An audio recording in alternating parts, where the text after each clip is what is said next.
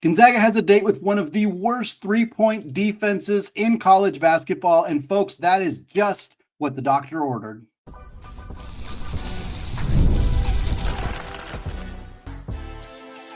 You are Locked On Zags, your daily podcast on the Gonzaga Bulldogs.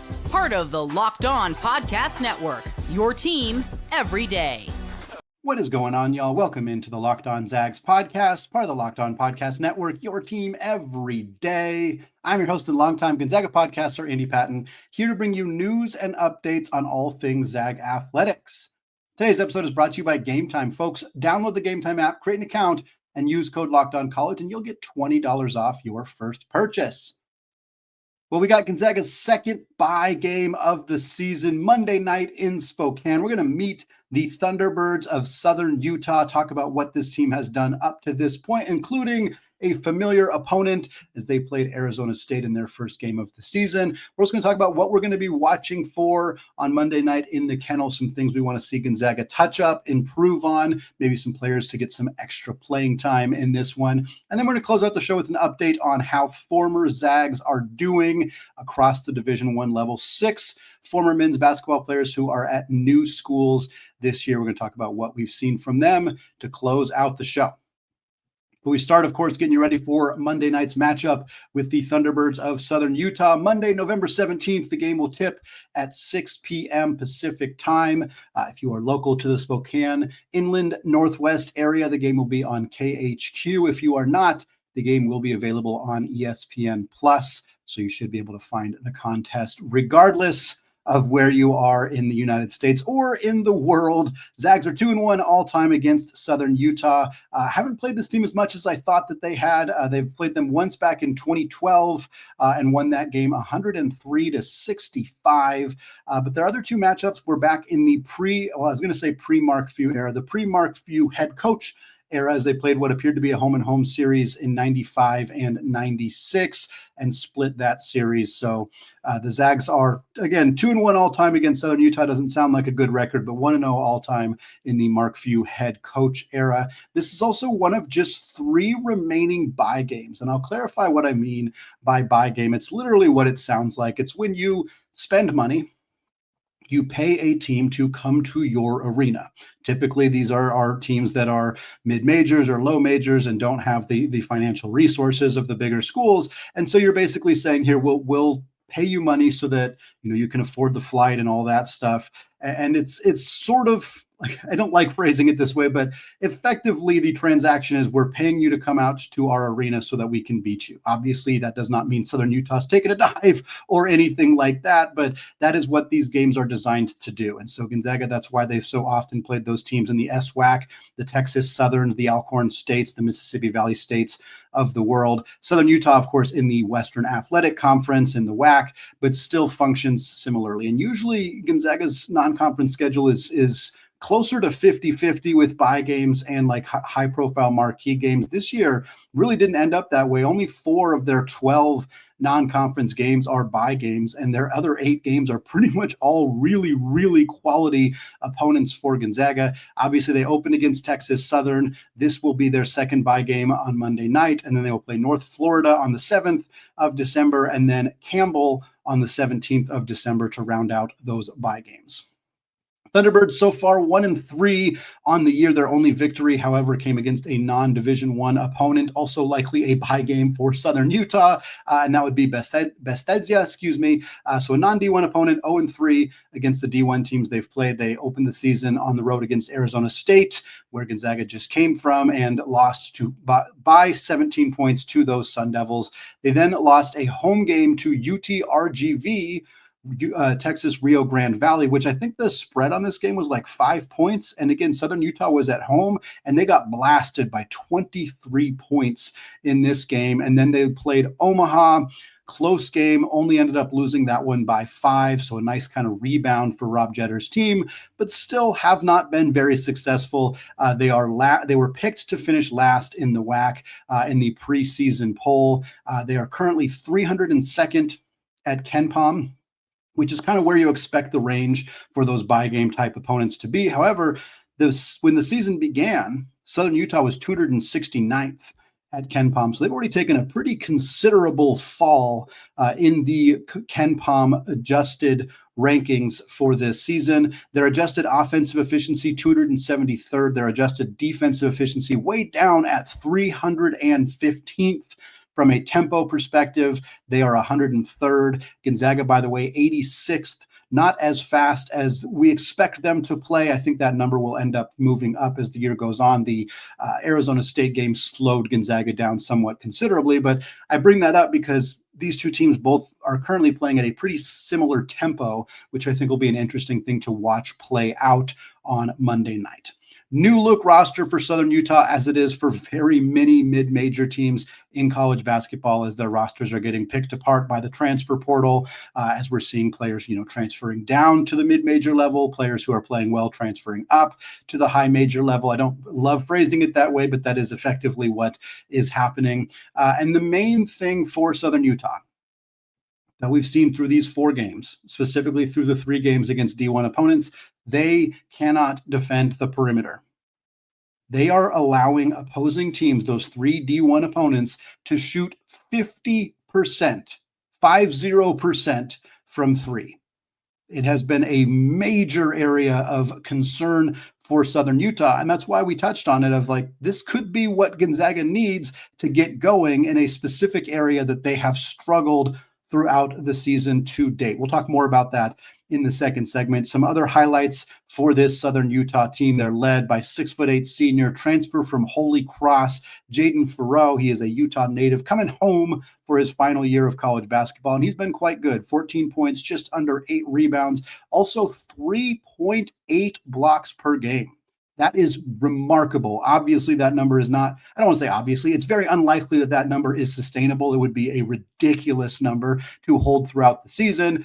Again, he's 6'8", so the odds of him getting a bunch of blocks on Graham Ike, Braden Huff, guys like that are probably slim, but still somebody to keep an eye on for this team for what he can do on both sides of the basketball. The only real size outside of Farrow for this Southern Utah team is Isaiah Cottrell, 6'10" big man transferring from the Mountain West and UNLV. He's averaging 9 points, a little over 5 rebounds, and 1 block per game. But there's just not a lot of size on this team. Despite the limited size, however, Southern Utah has been a pretty good rebounding club, averaging 43.5 rebounds per game. That is 49th in the country.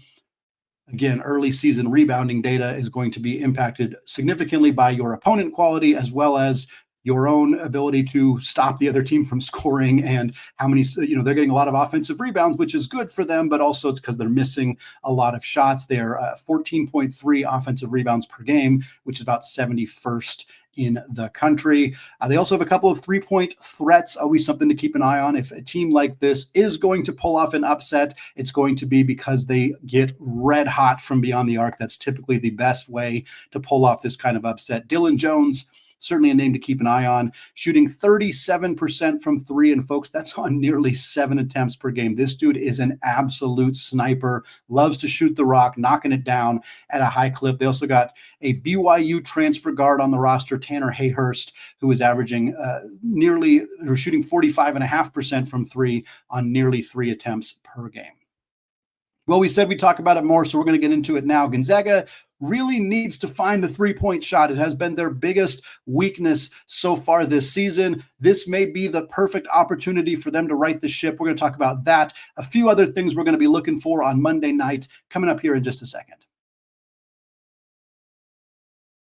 But first, folks, college basketball and the NBA are back in action, and there's no better place to get in on that action than at FanDuel, the official sports betting partner of the NBA.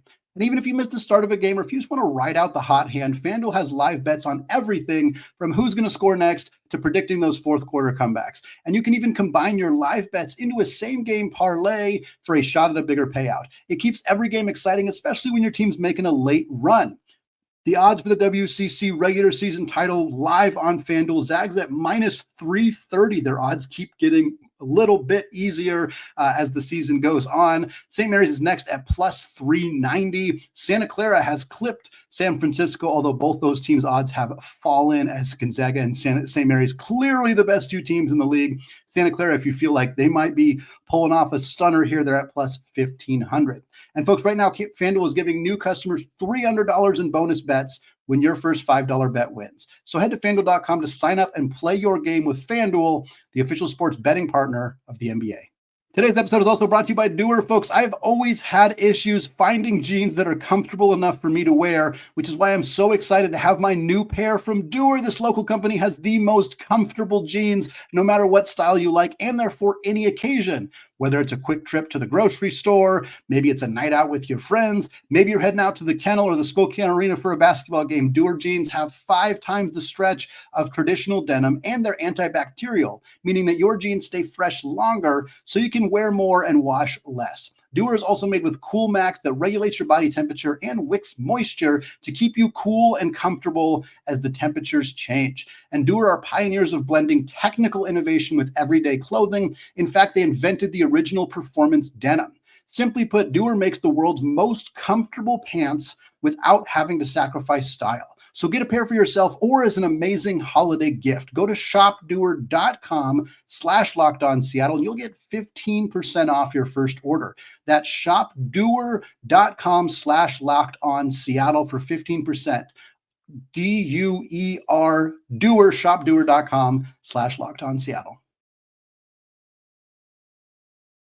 All right, folks, segment 2, still Andy Patton, still Locked On Zags, still part of the Locked On Podcast Network, now the #1 sports podcasting network. I want to thank all of you who have helped make that possible by making this show your first listen or your first watch of the day.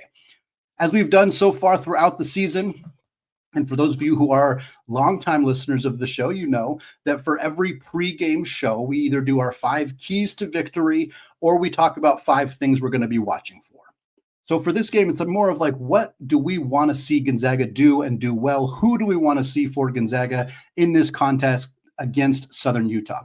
Number 1, we've teased it a handful of times. We're going to get right into it. This is the perfect opportunity for Gonzaga to find that missing outside shot. Arizona State shot 9 of 23, which is about 39% against Southern Utah in the first game of the season. UTRGV went a blistering hot 16 of 28 from 3 against this team. That's 57%. And then Omaha, in Southern Utah's most recent game on Saturday, shot 10 of 19, about 53%. Gonzaga has not come anywhere close to that. As a team, Gonzaga is shooting 30.4% from 3, not 34%, 30.4, barely above the 30% marker. Handful of guys who are just not performing at expectation. Steele Venters on the year is about 26.5%.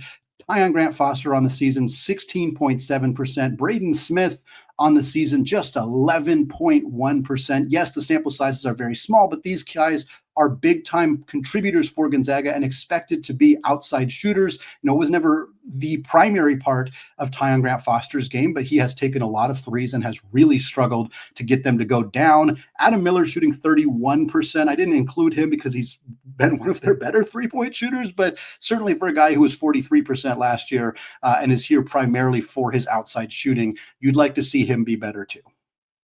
And for Gonzaga, I think the key in this game is they are not going to need the three-point shot to win. This is not a key to a victory.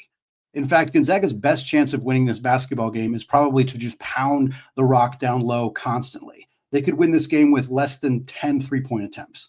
Quite honestly, there's no real reason every possession to not go to Graham or go to Braden or just attack the basket relentlessly with the athletes that you have. But I think this is a good opportunity for Gonzaga to find that outside shot. Because while they're going to have good looks around the rim pretty much every single possession, they're also going to have good looks from 3. They're going to get double teamed. There's going to be shooters open. And I think you've got to find a way to get your guys going. Get Steele Venters to hit 3 threes in this game. Get Adam Miller to hit his first couple of threes. Get Tyon to have a couple of makes. Like maybe Smith comes off the screen and is able to knock down some outside shots. Things that we just haven't seen this team do. I don't think you have to fall in love with the three-point shot. And if it's not falling, just go to your bread and butter. But it would be a really great game for Gonzaga to build a little bit momentum and get some confidence from beyond the arc going into that game on next Monday against Alabama, when they're really going to need that three-point shot if they want to hang offensively with the Crimson Tide. Number two, somewhat similar vein, would like to see the point guards get a little bit back on track. Braeden Smith was okay against Arizona State. It was kind of a weird game for him. He didn't score very well at all, but he had 9 assists. 9 assists and 1 turnover is not a bad, it's impossible to call that a bad game from a point guard. It's just not. In a road environment and a win for Gonzaga, your point guard has 9 assists, 1 turnover. There's no reality where that's a bad game. There's just not. But he didn't score. He didn't, I think he scored 1 point actually. He did not have a particularly good, efficient scoring night, and he hasn't really looked, he's averaging 3 points per game. He scored 12 points in the 4 total games Gonzaga has played. He has not been a scoring guard up to this point, and I'd rather him be effective as a passer, and his 21-3 assist to turnover ratio is excellent. But at the end of the day, you need him to find more of that offense, more of that scoring punch, and this is a good game for him to do that. Similarly, Mario has been more balanced, has been better overall statistically than Braeden Smith. He's averaging 8.3 points. He's averaging more rebounds. He's not averaging as many assists. He's averaging more steals. They're playing almost the exact same amount. But for Mario, he really didn't play well in that Arizona State game. He had 4 points, but he was 0 of 3 from the field. All of his points came at the free throw line. He had 5 rebounds, but he only had 1 assist and 1 turnover. He got flustered. Mo Odom drew a foul on him, and you could see that Mario was having a hard time with that. He didn't agree with the call. I think the crowd noise and everything got to him, and Mark Few kind of rolled with Braden more in that game. The fact that he's able to do that is a tremendous testament to this team's overall depth. But this would be another nice game to get both these guys kind of feeling some momentum. Again, going into that game against Alabama, who has one of, if not the very best backcourt in all of college basketball. Number 3, something I'll be looking for on Monday night against Southern Utah. Can Gonzaga finally clip the 100-point marker?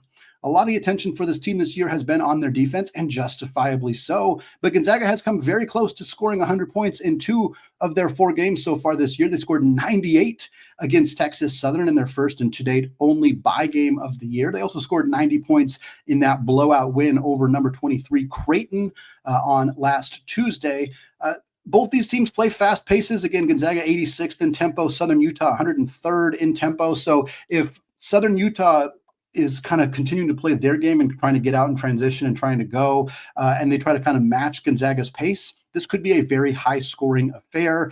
If Southern Utah tries really hard to slow Gonzaga down, obviously that might make it tougher for them to get to the 100-point marker, although teams that typically try to play out of their comfort zone to match Gonzaga, it doesn't always go very well. So I'll be interested to see if Gonzaga can get to that 100-point marker. Again, like we said, something they have not done up to this point in the season. Again, a bad 3-point defensive team, a team that for Gonzaga with all their pressure defense, their ability to turn you over and get out in transition, all of that points to a reality where getting to 100 points is certainly within the realm of possibility. Again, the last time these two teams played was in 2012. The final score of that game, 103-65. I feel like it's not a bad prediction at all to expect this game to have a very, very similar score to that contest from over a decade ago. Number 4, probably the most important thing that I'll be looking for in this game. Do we get some good run from the 2 guys just outside of Gonzaga's rotation? And that would be freshman wing Davis Fogle and sophomore center Ismaila Diagne. Both players are pretty clearly outside of the rotation. Fogle has played in just 2 of Gonzaga's 4 games, and he has played 17 total minutes. Those minutes came against Texas Southern when the game was well in hand, and against Creighton when the game was well in hand. He did not play against Oklahoma. He did not play against Arizona State. Some people will argue that he deserves to be more in the rotation. I am not there yet. Mark Few playing true freshman big minutes is rare. I know that Dusty Stromer played right away as a freshman, but that was a depth issue and a Steel Venters injury issue. I am not surprised that Davis Fogle is outside the rotation, but this is the kind of game where you get him 8 to 10 minutes on the floor, because at the under 12 or under 8 media timeout in the second half, you're winning by 35 points. And so you're able to get him out on the floor and get him some confidence and be able to have some video for him to watch throughout the rest of the week that says, hey, these are the things we want you to work on. This is something you did great. This is something you maybe didn't do great. It's hard to give that feedback when he's not actually out on the floor playing against opponents in real basketball games. All of that is true with Ismaila Diagne. Diagne did play very briefly in the game against Oklahoma, but he's only played 16 total minutes in 3 games this year. Again, most of his minutes have been the same time as Davis Fogle in blowouts against Texas Southern and Creighton. Diagne has 4 points so far on the year, 7 boards, 3 blocks. I didn't say this for Fogle. 11 points for him on the year, 5 boards, 2 assists. Again, both of them, I think you really want to get them running. For Diagne, like, you might need him this year. I'm not saying you won't need Fogle, but there's much more depth at those positions. Whereas the center spot, if Graham and Braden get in foul trouble, you need Diagne. You can't play Worley at both power forward and center for 40 minutes. It's just not an option. And while I think the Zags will go small, you need to have more depth at the front court position. So for Diagne, getting him reps when you can seems like a really smart thing because you're going to need him at some point. And this is an opportunity to do that. And then number 5, let's see the walk-ons. Always for these games, it's fun to get a chance to see these guys play. The 3 walk-ons we expect to see any kind of minutes from them in this kind of game would be Noah Halan, Kate Orness, and Q Joaquina Reyes-Moore. Alonzo Metz is probably redshirting this year. Most walk-ons in their first season do not play. So that was true of Orness last year. That was true of that was true of Q 2 years ago. So I wouldn't expect to see Alonzo Metz. Obviously, we're not going to see Parker Jefferson as he is redshirting, but I would expect in this game to potentially see Haland, Orness, and Q. Haland has played 9 minutes on the season. He already scored in that game against Creighton. Orness and Q each played 3 minutes against Texas Southern. Would be nice to see them get a couple of minutes of run in the closing minutes of this game Monday night against Southern Utah. Well, folks, 6 former Gonzaga players are on different Division I rosters this season, including 2 who are playing in the WCC. How are those guys performing? We're going to talk about that coming up here in just a second. But first, folks, college basketball is back. I could not be more excited. The madness, the rivalries, the energy in the stands, there's just nothing quite like it.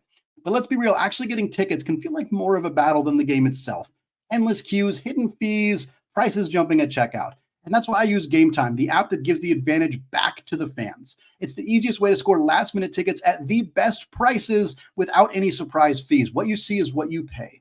And I just pulled up Game Time. There just a couple of taps. You can see amazing deals. It's faster, it's cheaper, and honestly, it's way less stressful than any other way that I have bought tickets.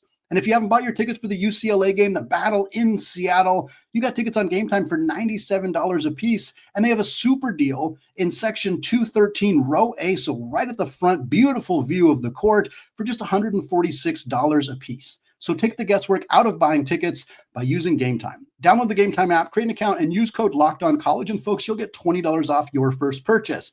Again, that's promo code LOCKEDONCollege for $20 off. Terms apply. Swipe, tap, ticket, go. Download Game Time today. All right, folks, segment 3, still Andy Patton, still Locked On Zags podcast. We are closing out the show, moving away from our preview of Monday night's matchup with the Thunderbirds of Southern Utah to instead talk about how former Gonzaga Bulldogs are doing across the Division I landscape. Probably planning to do this, let's say monthly-ish throughout the year. I know there's some interest in just kind of tracking how those guys are doing and kind of, rooting for them at their new schools and just kind of curiosity, specifically with some of the guys who didn't really get a lot of run at Gonzaga. It's always fun to see how they're doing elsewhere. So again, 6 former players. There are actually 7 players from Gonzaga who are in the transfer portal this offseason. One of them, Colby Brooks, spent 2 years as a walk-on at Gonzaga, spent last year at San Diego, entered the transfer portal after the year away from San Diego, and as of now is not playing anywhere. I have not seen him on a roster, have not seen any indication that he is continuing his college basketball career, even at the non-Division I level. So we're down to 6 guys playing various places across college basketball. 4 of them were on Gonzaga's roster last year, 2 of them from previous seasons. We'll start with Dusty Stromer. Dusty Stromer, of course, 2 years at Gonzaga, was a highly regarded recruit coming out of high school and played 2 seasons for the Zags. Never really quite found his rhythm. Ends up at Grand Canyon, who are now part of the Mountain West Conference. Has been a big part of Grand Canyon's season so far. 4 games, started all 4 of them, playing over 30 minutes per contest. Is averaging 7 points, about 3 rebounds, and 2 assists per game. But man, Dusty has struggled with the shot. His field goal percentage overall, 23.3%. Again, sample sizes, the caveat for all of them, very small, but he's taken 11 two-pointers and has made just 2 of them so far in the season. One of them was a dunk in, I believe, the very first play of the first game of the season. They won the jump ball, got the ball out to Dusty, and he dunked. And then he's been 1 of 10 on two-pointers since then. He's 5 of 19, 26% from 3. I think Dusty has a chance to be a very, very good player, potential double-digit scorer for the Lopes once that shot starts falling for him. Next up, Michael Ajayi. Of course, Ajayi was a all-WCC player at Pepperdine, transferred to Gonzaga, and just never really found his rhythm last year for the Zags. The talent was clearly there, but he struggled with the offense, struggled with what his role was supposed to be, and ended up getting relegated to a smaller role as the year went on. Ajayi transfers to Butler in the Big East. Also, like Dusty, has started all 4 games he's played, is playing about 27 minutes per game, and he's been fantastic, averaging just about 15 points, just about 12 rebounds, and 4 assists per game, as well as a steal and a block, shooting about 46% from the field. That includes 52% on two-pointers, 25% from 3. Ajayi had like a 24-point, 12-rebound game in the first game of the season for Butler. It is very clear that Coach Thad Matta is trusting him to be one of, if not the team's leading bucket getter this season. It's a similar role to what he played at Pepperdine, and we know that he was great at Pepperdine. He is very good when he is the focal point offensively. When you are giving him the rock and getting out of his way, he can out-athlete a lot of people, and we have seen him do that. We saw him do that at Gonzaga when they kind of let him loose in the second half against teams like Portland and Pacific and others, where it was like, all right, like, let's just kind of let Ajayi get the ball and turn and face and try to score. He's really good at that, but that didn't fit in with Gonzaga, but it's not a surprise to see him succeeding elsewhere. I really am excited to see what he looks like when Butler gets into conference play against other very good athletes in the Big East. Number 3 for Gonzaga is Jun Suk Yeo. Yeo, of course, transfers across the state to Seattle University, where he will be in the WCC. So Gonzaga will face him twice this year. Yeo, of course, a guy who spent a couple years at Gonzaga. There's a lot of upside, a lot of promise, a lot of excitement about what the South Korean would bring to the team, and he just never really found a spot. He was always 10th or 11th in the rotation and just never quite cracked the actual rotation for Gonzaga, but playing big minutes for Seattle U, just like Ajayi and Stromer. He is playing, started all 4 games. He's playing about 29 minutes per game. And on the year, he's averaging 12 points, 4.5 rebounds, 2 assists, shooting 47.5% from the field. He's been really efficient on 2-point shots, 68.5% on nearly 5 2-point attempts per game.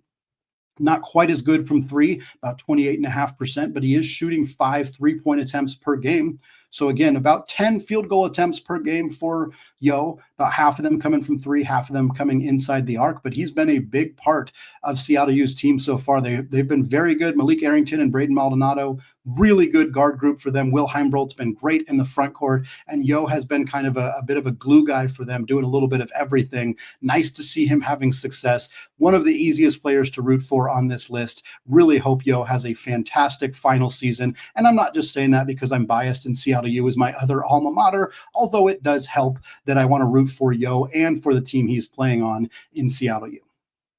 The last player who transferred from last year's roster for Gonzaga, Braeden Smith, was a 6'11" walk-on who redshirted last year for the Zags, hit the transfer portal, claimed he gained 45 pounds of muscle between the start of his freshman year and the end of his first season in college basketball at Gonzaga. Was one of the more intriguing transfer portal players because you're getting a guy who has not played at all at the collegiate level, and you're sort of just banking on what that development was like for him behind the scenes at Gonzaga. He ends up landing at Belmont in the Missouri Valley Conference. Belmont, one of very few schools to win 20 games, I think 9 years in a row. This is a consistently excellent program in a good basketball conference. And Lemke, to date, has not been able to climb into the rotation. He has played just 2 games. And in fact, he has played just 1 total minute, meaning he's basically come in at the very, very end of 2 contests for the Bruins. He's 0 of 1 from the field, which was 1 3-point attempt, has a foul. He's just not a player that's in the rotation yet. Continuing his development, hopefully will continue to develop for Belmont and either eventually work his way into the rotation or be in a position to be in the rotation next year, or maybe will transfer again to find somewhere where he's going to get more playing time. Final two players, guys who didn't transfer last year. One of them is Pavle Stosic. Pavle Stosic was on Gonzaga's team 2 years ago, alongside Luka Krajinovic, the two very late European additions to Gonzaga's roster. Stosic played, I think, just 14 games, scored 14 points in his Gonzaga career, transferred after the year to Utah State, and then fully redshirted last year for the Aggies, hit the transfer portal again, and is now back in the WCC with Coach Ed Schilling and the Pepperdine Waves. So far, Stosic has played 3 games for Pepperdine. He's averaging 18 minutes per game off the bench, as well as 6 points, 4 rebounds, a block, while shooting 50% from the field. He's 7 for 11 on his 2-point attempts, about 64%, and then 1 of 5, 20% from 3. Happy to see Stosic finding some success, and hope he stays a big part of Pepperdine's team this season. Last but not least, we got to talk Dominick Harris. Dominick Harris, part of the tricky trio alongside Jalen Suggs and Julian Strother, that really highly touted recruiting class for the Zags. Obviously, Strother and Suggs off to the NBA. Harris has not had the same level of success.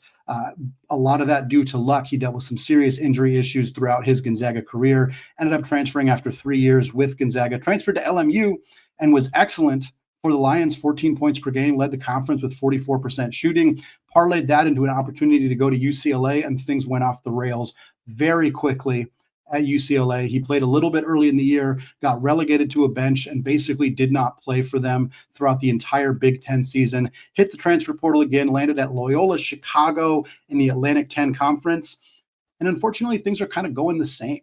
I will tell you this right now. I'm recording this show right as tip-off between Loyola Chicago and Colorado State takes place, so my stats will not include how Dom does in this game against the Rams. But up to this point, he's played 4 games and he started 2 of them, but he's only averaging 8 minutes per game because his playing time plummeted after the first few games of the season because he scored just 1 point.